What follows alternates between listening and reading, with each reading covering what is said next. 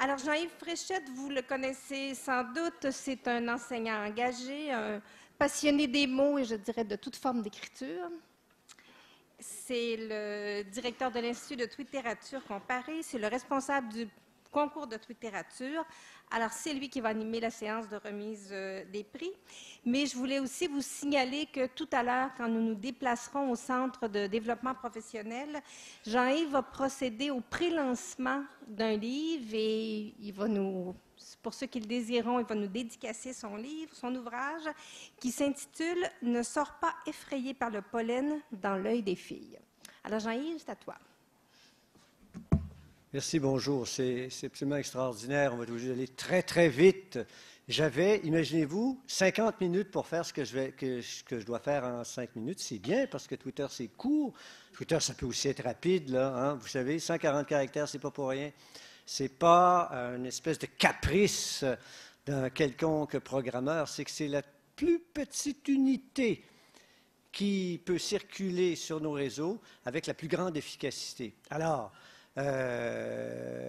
mais c'est aussi, en littérature, une nouvelle forme fixe. Et c'est ça qui est intéressant, de voir que ce tout petit texte qui peut parfois tenir dans exactement 140 caractères pile poil est quelque chose qui porte en soi une densité et, j'allais dire, un supplément de sens extraordinaire quand on y pense. Tous les grands, pas tous, mais la plupart, des grandes phrases dont on retient le sens, comme par exemple, moi ce qui me caractérise, c'est cet extrait du Cid, « Je suis jeune, il est vrai, mais aux âmes bien nées, la valeur n'attend pas le nombre des années. » Ça fait moins de 140 caractères, c'est exactement 100 caractères. Hein? Et puis Pascal, lorsqu'il nous effraie avec son silence éternel, les espaces infinis, et qu'il nous effraie bien avant tous les films d'horreur qui circulent sur Hollywood, ben c'est moins de 140 caractères. Et Einstein a réussi en 5 lettres à faire tenir tout le principe de l'univers, E est égal à mc2. Alors, le défi de la concision, c'est aussi un ensemble de pratiques littéraires dans toutes les littératures. En Orient, ça s'appelle le haïku. Et chez nous, ben, ça s'appelle le proverbe, la devise, la maxime, l'aphorisme. Et c'est tous ces grands éléments qui nous permettent, en très peu de sens, d'avoir un condensé, un maximum de sens à la façon d'une équation. Aujourd'hui, nous allons distribuer pour 4 catégories d'élèves qui ont participé à ce concours en utilisant chacun 1 ou 2 ou 3 des 10 mots qui étaient suggérés dans une liste.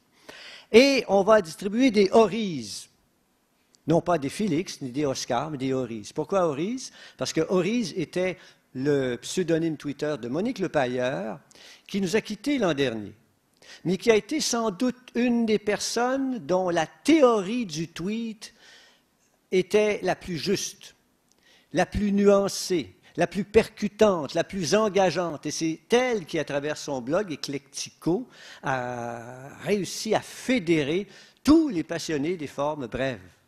Alors, pour récompenser tous les élèves qui, aujourd'hui, nous ont donné des petits condensés de sens qui font, ma foi, moins de 100 caractères ou 140 caractères pile poil, nous allons leur décerner pour chacune des catégories un Oris d'or, d'argent ou de bronze. Alors, comme le temps nous presse, bien évidemment, on n'aura pas cette grande cérémonie protocolaire avec les élèves qui viennent devant remercier leur papa, leur maman, leur cousin, leur cousine, en pleurant aussi, puis en remerciant leur prof, parce que le prof est derrière, les enseignants, les enseignantes. Non, on va faire ça tout simplement. Je vais nommer la catégorie, je vais nommer le prix, je vais annoncer, bien évidemment, qui est le lauréat et le lauréate. Et j'espère que vous allez applaudir avec une espèce de frénésie qui va témoigner de votre émotion. Je vous préviens, je sais comment ça fonctionne. Au début, quand on annonce pour la catégorie des 5 à 7 ans, l'Oris d'or, Alors, la première annonce, il y a toujours beaucoup d'applaudissements. Et là, tout d'un coup, on dirait que la salle se fatigue. OK? Je vais vous suggérer un truc exactement contraire. On va faire un réchauffement, un peu comme on fait quand on va chez Nautilus. On va commencer tout doucement. Et à la toute fin, quand je vais annoncer le dernier Auris de bronze, j'espère que vous allez donner une salve d'applaudissements qui va faire frémir les murs de briques ici pour résonner jusqu'aux confins de l'Atlantique, de l'autre côté. Alors, dans la catégorie 5 à 7 ans, un Auris d'or pour le tweet suivant. Je suis venu d'ailleurs. Ma langue est un amalgame de français et de portugais. Mes mots sont le soleil et le vent du nord. Et le prix est décerné à un élève de Catherine Lapointe de l'école primaire Cœur Vaillant Campanile de la Commission scolaire des découvreurs de Québec.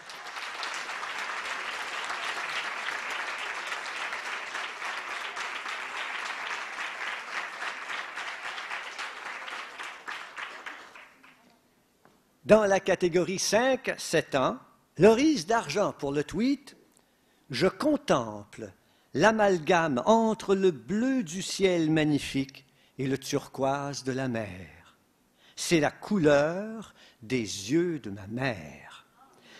Et ce tweet est décerné, enfin, le prix est décerné à un élève de Karine Godin-Tremblay de l'école Saint-David à Saint-David-de-Falardeau.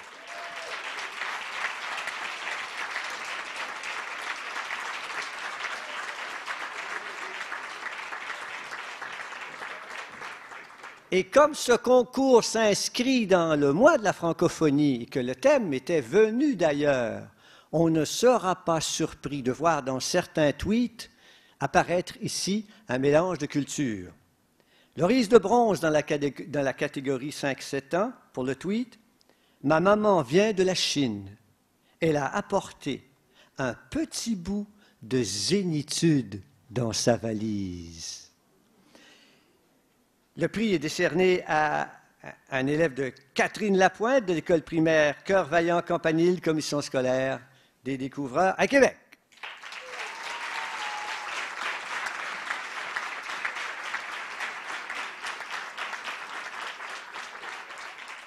Alors vous voyez, hein, c'est ça qui est beau avec la littérature. J'aime cette pédagogie des petits pas. Proust, avant d'écrire toute son œuvre, a commencé par écrire une simple phrase qui faisait moins de 140 caractères. « Longtemps, je me suis couché de bonne heure. » C'est une blague de littéraire, ça. Qu'est-ce que vous voulez? Bon, alors, l'Auris d'or dans la catégorie 8 à 11 ans, pour le tweet. Les aurores boréales du Grand Nord reflètent un amalgame de couleurs magiques dans un ciel glacial et sombre. Un élève de Michel Frenette de l'école primaire Cœur Vaillant, Campanile, Commission scolaire des découvreurs à Québec.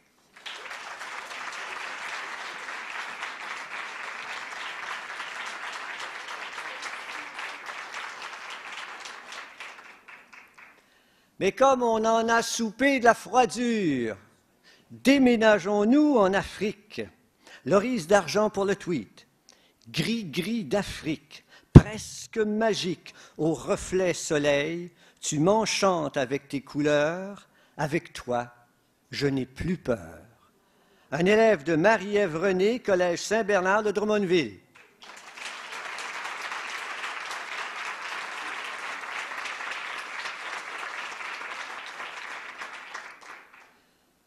L'Auris de bronze, pour le tweet.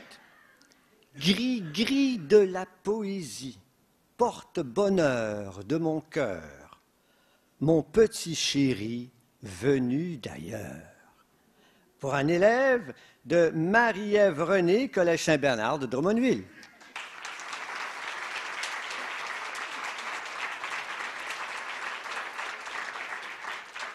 Alors, on va entrer dans des tweets dont le niveau de difficulté est un peu plus élevé. Ici, on demandait aux élèves de faire des twoosh. Qu'est-ce qu'un twoosh?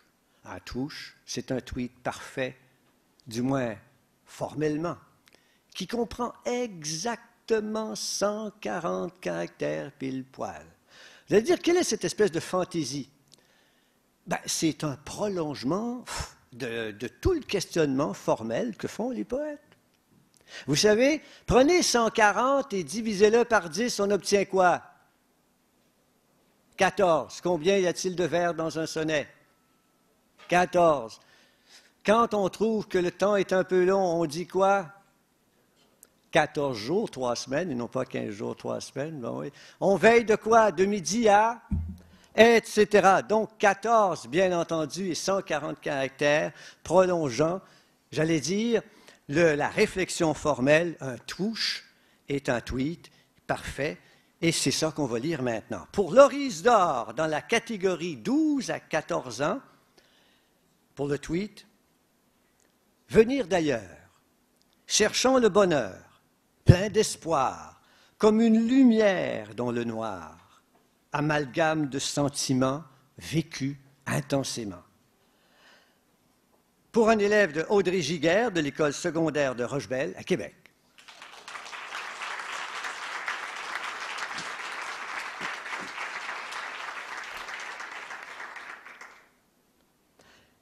Ce que je trouve intéressant en lisant chaque fois, c'est que ailleurs, c'est comme ici, et ici, c'est comme ailleurs. Et je pense que c'est ça, la dynamique essentielle de la francophonie. Hein? Ouais, bon, excusez-moi, je me suis égaré à un moment donné. Bon. Alors, Loris d'argent pour le tweet. Ailleurs, c'est comme un autre ici. C'est un autre amalgame extraordinaire de gens et de trésors enfouis. Pourquoi en avoir peur? Un élève de Annie Falardeau de l'Académie Antoine Manceau de Joliette.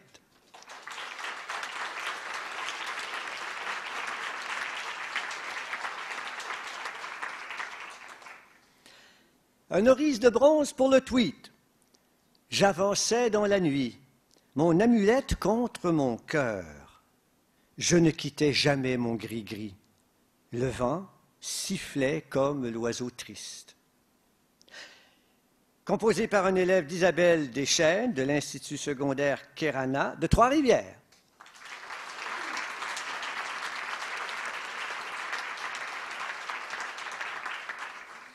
Alors, on va inverser un peu l'ordre de présentation pour créer un effet, un climax à la fin. OK? Alors, je vais vous demander, pour Loris de bronze de 15 à 18 ans, un tout petit applaudissement. Et là, je veux que l'applaudimètre croisse en ferveur jusqu'à Loris d'or. D'accord? Et ça va me donner une certaine énergie. Vous allez voir, je vais suivre votre tempo et votre bruit. Alors, pour Loris de bronze, le tweet, prônant pourtant zénitude et sagesse, le patron cible et brise l'impuissant, broie espoir et passion, poignarde implacablement. Un élève de Guylaine Lorrain de l'école secondaire Cardinal-Leroy à Québec.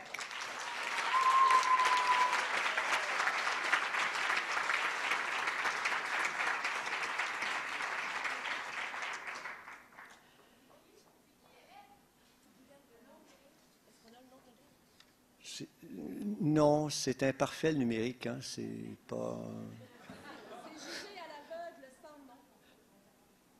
Je suis désolé. Mais c'est comme ça dans les réseaux. Souvent, on donne tellement qu'on finit par oublier qui sont les auteurs du don et dans l'anonymat se crée la grande personnalité collective de l'espèce.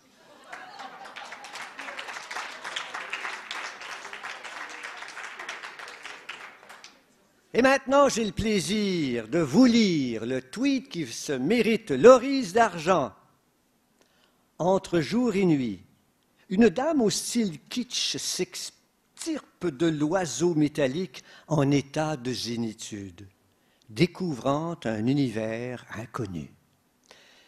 L'auteur de ce tweet, un élève de Annie McMullen de l'école secondaire de Neuchâtel à Québec.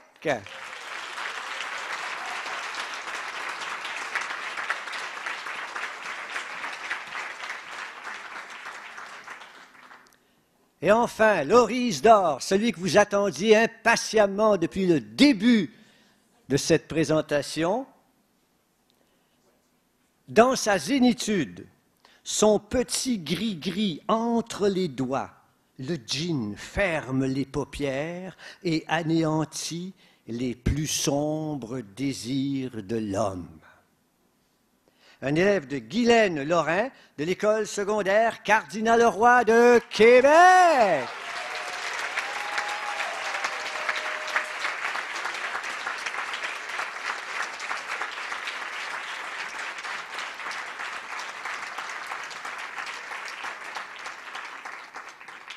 Écoutez, tous ces tweets, bien que composés par des apprenants, méritent qu'on les relise, qu'on les apprenne par cœur. Car souvent, au cœur même de ces petites phrases, s'est glissé un éclair de sagesse, un programme de vie. Quelque chose qui, à la façon d'une étincelle, nous rappelle que les apprenants de nos classes sont là pour déterminer l'exacte mesure de ce que sera le futur.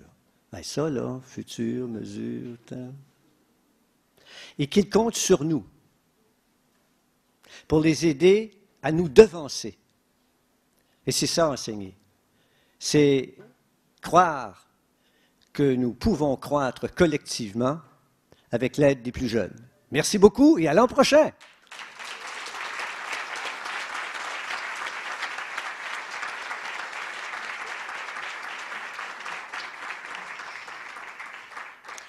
Alors, la journée est presque terminée.